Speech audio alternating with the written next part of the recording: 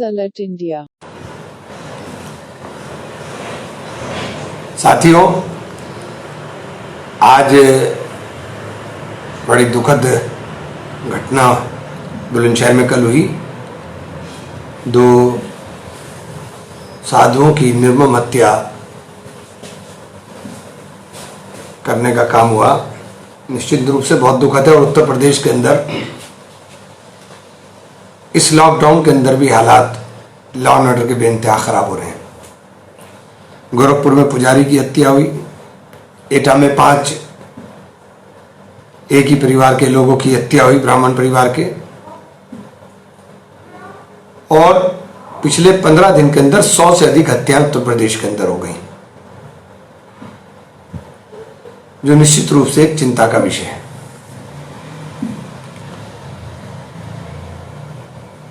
आज इस बात पे कोई चर्चा आपको देखने को नहीं मिलेगी।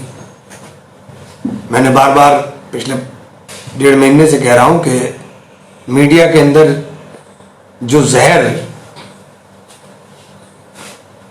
कुछ दलाल पत्रकारों ने घोलने का काम किया, उसके नतीजे सामने आना शुरू हो रहे हैं। इन बात पर कोई चर्चा नहीं करेगा कि लॉ एंड ऑर्डर क्या हो रहा है। अभी भी चर्चाएं जो होंगी वो तमाम वो बात करने की कोशिश करेंगे जिसके अंदर इनको नफरत का मसाला मिल जाए। तबलीग जमात के लोग लगातार ठीक हो रहे हैं और ठीक होने के बाद प्लाज्मा के लिए खून दान करने का काम कर रहे हैं।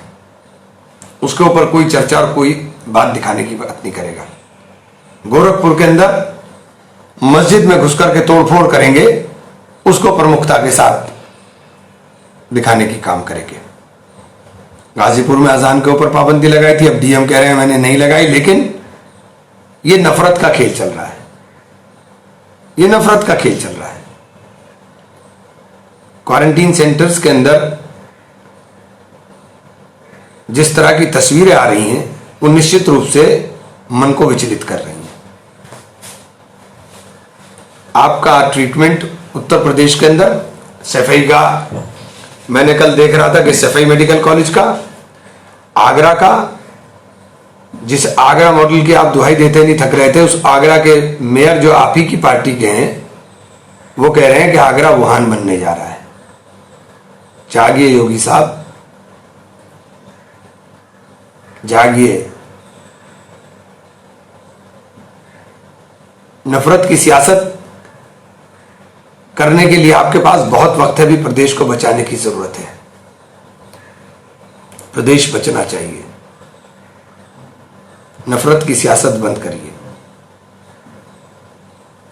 हमारे नेता पर तो बार बार आपके लोग सवाल उठाते हैं, लेकिन आप जवाब नहीं दे पाओगे। 245 रुपए की किट 600 रुपए में खरीद रहे हो, आपके पास इसका कोई जवाब नहीं होगा। सरकार केंद्र की हलफनामा दे रही है कि बोली उन्होंने ही लगाई, सबसे कम लगाई थी। अरे भाई, बोली तुमने लगवाई 3-4 लोगों की, उन्हीं की होगी तो बोली लगाएंगे। ओपन मार्केट में जो चीज 245 रुपए की आप 600 की खरीद रहे हो। राफेल में राहुल गांधी जी ने कहा था तो राहुल गांधी जी को आपने बता दिया कि ये तो गलत बात कह रहे हैं, जबकि राफेल का वही सौदा कतर का हुआ था और वही सौदा हिंदुस्तान का हुआ था। उन्होंने किस रेट पर लिया, हमने किस रेट पर लिया। लेकिन चूंकि आपने सारा कुछ तंत्र आपके हाथ में है, आपने अपने हिसाब से कर लिया। पीएम केयर फंड के ऊपर आपने झूठ फैलाना शुरू कर दिया कि प्रधानमंत्री राहत कोष के अंदर सोनिया गांधी जी मेंबर होती हैं। अरे झूठ की कोई सीमा रखो यार।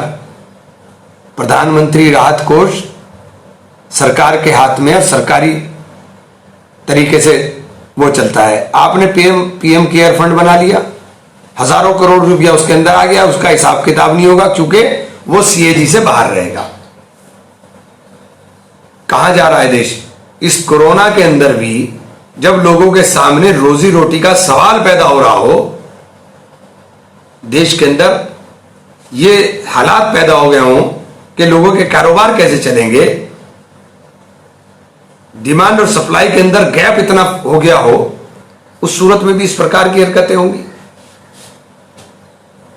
अब तो जागिए, आर्थिक सुनामी आ गई है। राहुल जी ने कहा था आएगी, हम कह रहे हैं आर्थिक सुनामी आ गई है।